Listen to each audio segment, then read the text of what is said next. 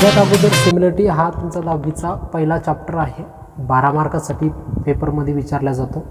Similarity specially आपल्याला ट्रायंगलबद्दल बघायची. मग ट्रायंगलबद्दल बघायची म्हटल्यानंतर त्यासाठी आपल्याकडे 3-4 प्रॉपर्टी आहेत अगोदरच्या. त्या प्रॉपर्ट्या पटकन मी आता तुम्हाला समजून सांगतो. काही प्रॉपर्टी आहेत. ओके, तर प्रॉपर्टी आपल्याला एकूण 4 प्रॉपर्टी आहेत. तर जसं आपल्याला सगळ्यांना माहिती आहे की एरिया ऑफ ट्रायंगलचा formula that is the half into base into height आहे. ओके, तर त्याचनुसार जर 2 ट्रायंगलमधलं आपण जर रिलेशन घेण्याचा प्रयत्न केला, म्हणजे 2 ट्रायंगल सिमिलर आहेत. आता हे 2 ट्रायंगल सिमिलर कधी असतात ते बघा, की जेव्हा 2 ट्रायंगल सिमिलर येतात. 2 ट्रायंगल जर सिमिलर असतील, थोडं अक्षर चांगलं काढण्याचा प्रयत्न करतोय. हा एक ट्रायंगल आहे आणि हा एक ट्रायंगल आहे. याला ए म्हणूया, याला बी, याला सी म्हणूया, याला पी, याला क्यू आणि याला आर म्हणूया. या 2 ट्रायंगल जर सिमिलर आहेत, A B C similar to the triangle P Q R आहे, तर आपण असं म्हणू शकतो नक्कीच की यांच्या करस्पॉन्डिंग साईडचा रेशोसुद्धा कसा येणार आहे, इक्वल येणार आहे. त्याच्याबद्दल थेरम मी पुढे सांगतोय, पण सध्याचं तुम्ही हे समजून घ्यायचं आहे की त्यांचे की आता रेशो वगैरे आपण अगोदर जॉमेट्रिक कन्स्ट्रक्शनमध्ये काढलेलेच आहेत. पण हे सिमिलर म्हटल्यानंतर A B correspond to that is the P Q, B C correspond to the Q R आणि A C correspond to the P R. म्हणजे एकमेकांना सिमिलर राहायचे, सारखं दिसायचे. Don't think about the size, only think about the shape. म्हणजे या दोघांचा आकार जर सारखा आहे तर हे दोन्ही कसे सिमिलर आहेत, मग साईज तिथे मॅटर करत नाही. हाही ट्रायंगल आणि हाही ट्रायंगल हे दोन्ही ट्रायंगल एकमेकांना सिमिलर आहेत, कारण की दोघांमध्ये काही बऱ्याचशा गोष्टी सिमिलर आहेत. तर याच 2 ट्रायंगलच्या एरियाचा जर आपण रेशो घेतला तर काय भेटेल आपल्याला. सपोज दॅट समजा जनरल फॉर्म्युला, आज थोडं जरा नवीन सेटअप आहे त्याच्यामुळे थोडं मागे पुढे होऊ शकतं. ट्रायपॉडसुद्धा नाही माझ्याकडे कॅमेरा त्यात काही सेटअप करण्यासाठी, त्याच्यामुळे थोडंफार ॲडजस्ट करून घ्या. मी केलं आहे बरोबर सेटअप, तरीसुद्धा बघूया काय होतं.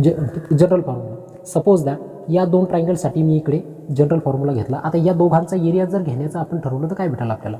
मग area of a triangle A B C अपॉनमध्ये, कारण की रेशो घ्यायचं आहे ना, area of a triangle that is the P Q R is equal to half into base into height upon half into base into height. या दोघांची height घेऊया.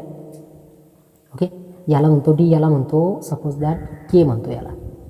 तर इथे जर का याच्यामध्ये टाकले काय भेटेल मला, area of a triangle A B C अपॉनमध्ये area of a triangle P Q R is equal to half A B सीचा base that is the B C इंटूमध्ये त्याची height that is the A D, half into त्याचा base that is the Q R इंटूमध्ये height P K, half get cancel. What is remaining, B C into A D अपॉनमध्ये Q R into P के. मग आता ही झाली पहिल्या ट्रायंगलची height, ही झाली दुसऱ्या ट्रायंगलची height. Okay, zoom in. त्यानंतर ही झाली सेकंड ट्रायंगलची हाईट, ही झाली फर्स्ट ट्रायंगलची हाईट, ही झाली सेकंड ट्रायंगलची हाईट. मग पहिल्या ट्रायंगलच्या बेसला आपण म्हणणार इथे B1 म्हणणार, दुसऱ्या ट्रायंगलच्या बेसला म्हणणार B2 म्हणणार, इंटूमध्ये पहिल्या ट्रायंगलच्या हाईटला मी H1 म्हणणार आणि दुसऱ्या ट्रायंगलच्या हाईटला मी H2 म्हणणार. पहिल्या ट्रायंगलच्या एरियाला मी A1 म्हणणार आणि दुसऱ्या ट्रायंगलच्या एरियाला मी A2 म्हणणार. ही झाली माझी पहिली प्रॉपर्टी. ओके, तर अशाच पद्धतीनं हा झाला याचा जनरल, याला आता प्रॉपर्टी म्हणू शकतो आपण. पण सपोज दॅट समजा जर इथे 2 ट्रायंगल आहेत आणि 2 कॉमन बेस आला, काय आला आता कॉमन बेस जर का आला तर काय असेल, तर ती डायग्राम कशी फॉर्म होईल, कॉमन बेस सपोज दॅट असाही म्हणता.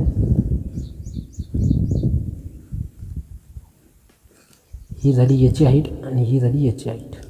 याला म्हणा ए, याला म्हणा बी, याला म्हणा सी, याला म्हणा डी आणि याला म्हणा दॅट इज द त्याला काय म्हणता के म्हणा आणि याला सी म्हणा.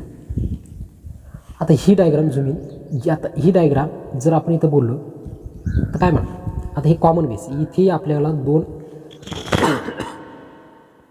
दोन अजून तब्येत बरोबर नाही. इथेही दोन ट्रायंगल भेटलेले आहेत आपल्याला. पहिला ट्रायंगल भेटला triangle that is the area घ्यायचा आहे, area of a triangle, area of a triangle A B C, A B C. आणि दुसरा कोणता ट्रायंगल भेटला आहे, triangle that is the B C D, B C D. या दोघांची आपण काय घेणार, एरिया घेणार. Half into base into height, परत half into base into height. याच्यामध्ये व्हॅल्यू टाका. हाफ इंटू बेस, पहिल्या ट्रायंगलचा बेस ए बी सीचा बेस, ए बी सीचा बेस काय B C, height that is the A C.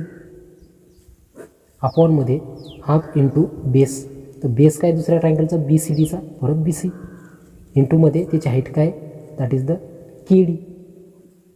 Half half get get cancel, B C B C get get cancel. What is remaining that is the A C upon K D. आणि पहिल्या ट्रायंगलच्या एरियाला काय म्हटलेलं आहे तुम्ही, ए one म्हटलेलं आहे, दुसऱ्या ट्रायंगलच्या एरियाला ए to, आणि पहिल्या ट्रायंगलच्या हाईटला काय म्हटलेलं आहे एच वन, दुसऱ्या ट्रायंगलच्या हाईटला एच, दुसऱ्या ट्रायंगलच्या हाईटला काय म्हटलेलं आहे एच टू म्हटलेलं आहे. ओके. मग इथून पुढे गेल्यानंतर की आता H one upon H two, तर A one upon A two is equal to काय भेटला आपल्याला H one upon H two भेटला.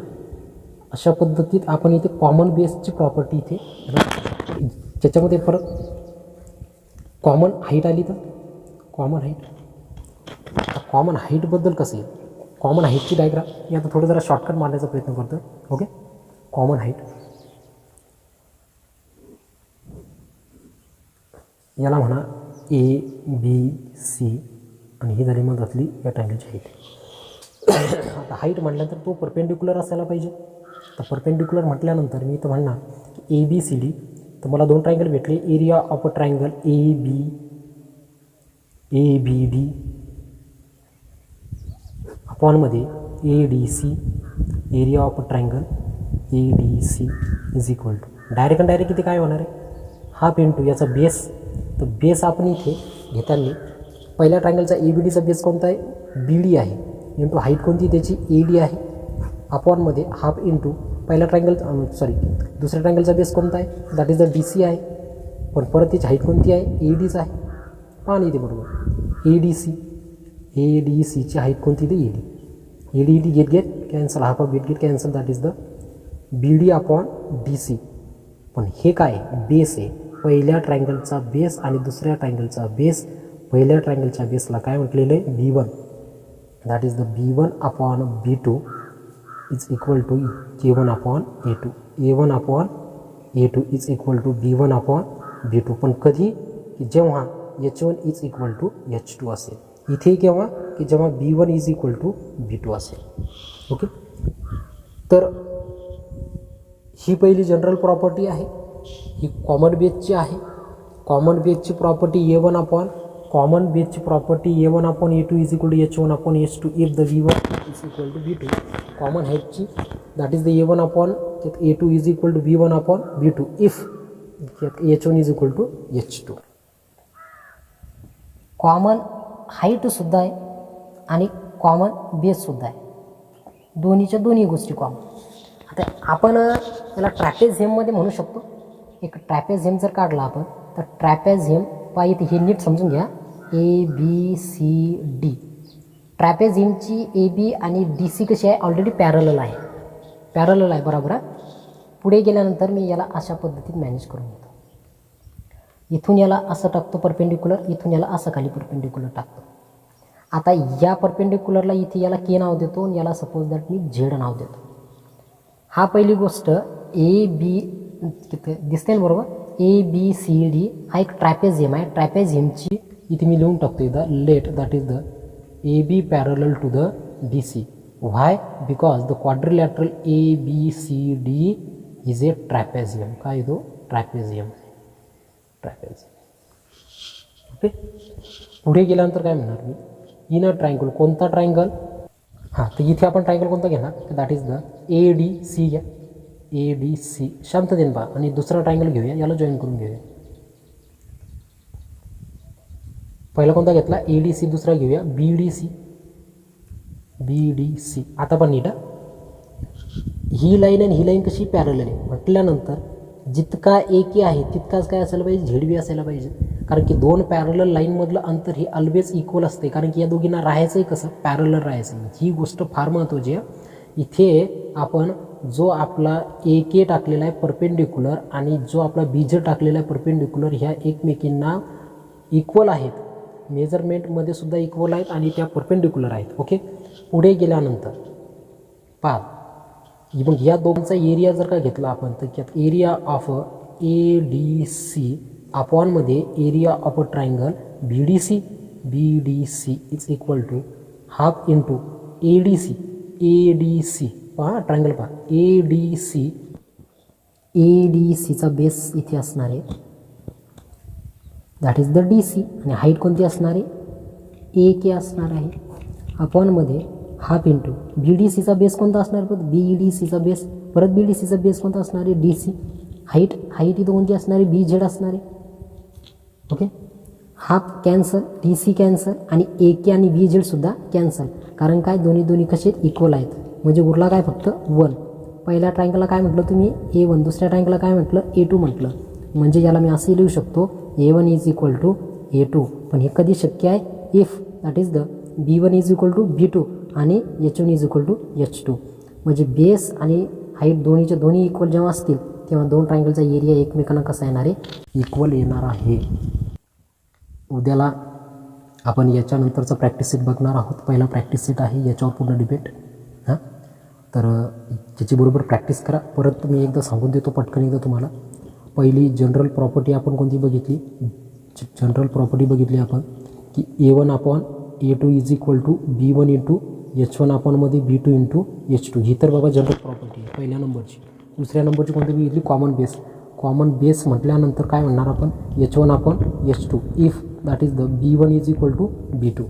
तिसऱ्या नंबरची कोणती बघितली आपण, common height A1 upon A2 is equal to, आता कॉमन हाईट म्हटल्यानंतर काय येणार आहे, B1 upon B2 if that is H1 is equal to H2. चौथ्या नंबरची A1 upon A2 is equal to 1, कारण की सगळंच कॉमन म्हटल्यानंतर याला मी कसं लिहू शकतो, A1 is equal to A2. इतक्या प्रॉपर्टी बघितल्या. ही जनरल प्रॉपर्टी आहे, ही कॉमन बेसची प्रॉपर्टी आहे, कॉमन बेसची प्रॉपर्टी आहे, ही कॉमन हाईटची प्रॉपर्टी, आणि इथे तर सगळंच कॉमन आहे, H1 is equal to H2, B2 is equal to B2. इतकं आज आपण बघितलं. बाकीचं त्यात उद्याच्या व्हिडिओमध्ये बघूया. उद्या आपण पहिला प्रॅक्टिस सेट बघणार 1.1 सिमिलॅरिटीचा. तर भेटूया उद्याच्या व्हिडिओमध्ये.